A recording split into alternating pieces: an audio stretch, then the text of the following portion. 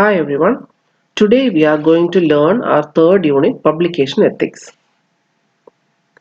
In this third unit, we will discuss about publication ethics, conflicts of interest, publication misconduct, violation of publication ethics, identification of publication misconduct, complaints and appeals, and predatory publishers and journals.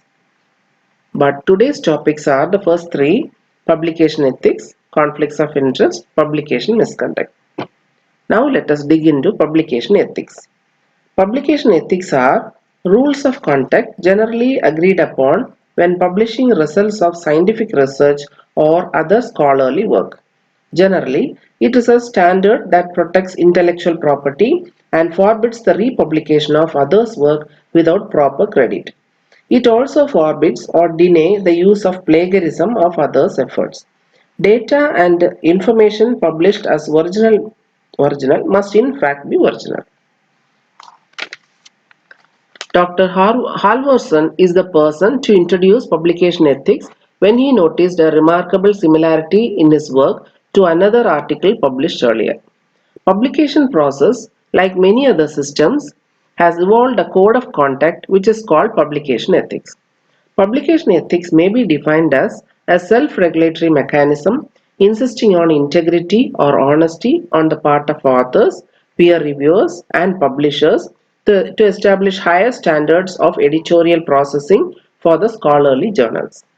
Violation of publication ethics is a global problem which includes duplicate submission, multiple submissions, plagiarism, gift authorship, fake affiliation, ghost authorship, pressured authorship, salami publication, fabrication and falsification, but includes the honest errors committed by the authors. Plagiarism, multiple submission, and duplicate submission are a few of the major issues faced by the editors of journals. When a considerable amount of time is spent tackling these issues, there is a waste of human resources and increase in office expenses. Apart from being unethical, multiple submissions can exaggerate the research findings if the same article is published in different journals. Violation of publication ethics corrodes the integrity of science. There are organizations which give recommendations and develop guidelines to assist authors, editors, and reviewers. The purpose is to create and disseminate accurate, clear, reproducible, unbiased research papers. The organizations involved with publication ethics are International Committee of Medical Journals Editors ICMJE from 1978, World Association of Medical Editors WAME from 1995, Committee on Publication Ethics COPE from 1997. Now let us find the importance of publication ethics.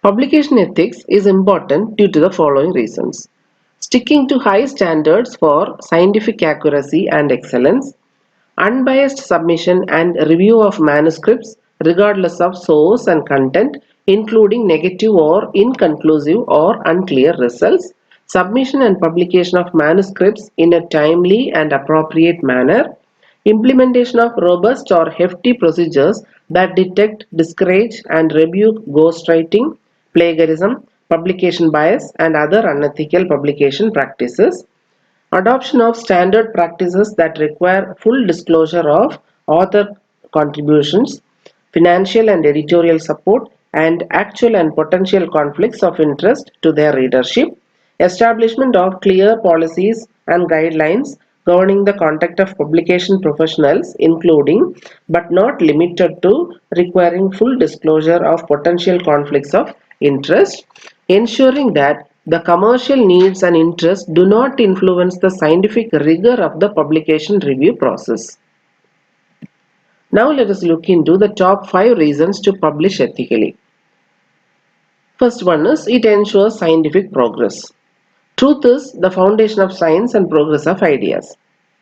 The scientific community thrives only when each participant publishes with integrity. It protects life and the planet. Publishing ethically ensures that we have trusted information on which to build future therapies, technologies, and policies. Published work based on fraudulent data can form an inappropriate bias for follow-up studies leading to waste of resources and harmful effects to patients, communities, or habitats. It promotes ethical behavior. Doing the right thing sets an example and reinforces our responsibility to our peers and society at large who generally pay for our work. It is good for your reputation. There is nothing like getting published and being able to accept credit and accolades for a job well done. Do it the right way. A published paper is a permanent record of your work.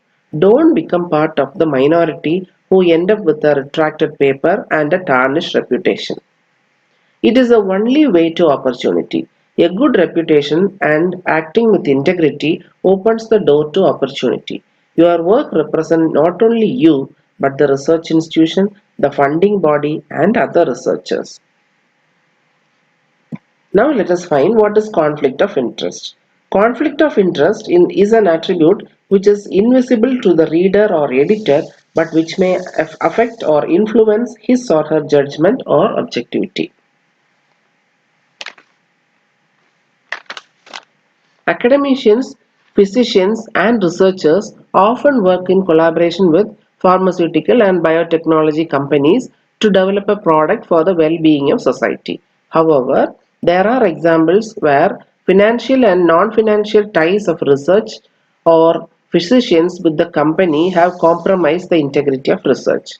Conflict of interest describes the situations where the impartiality of the research may be compromised because the researcher stands to profit in same way from the conclusions they draw.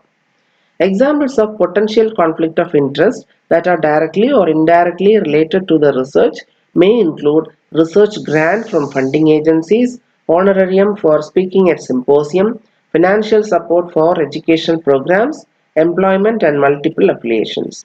In addition, non-financial benefits including recognition, career advancement, advocacy for a strong held position, and support for friends or colleagues can also affect the research work and result biases in the research. These biases, when hidden, can affect decision making by making interventions appear safer or more effective than they really are. Now let us see what is publication misconduct. Publication misconduct is the violation of the standard codes of scholarly conduct and ethical behavior in the publication of scientific research.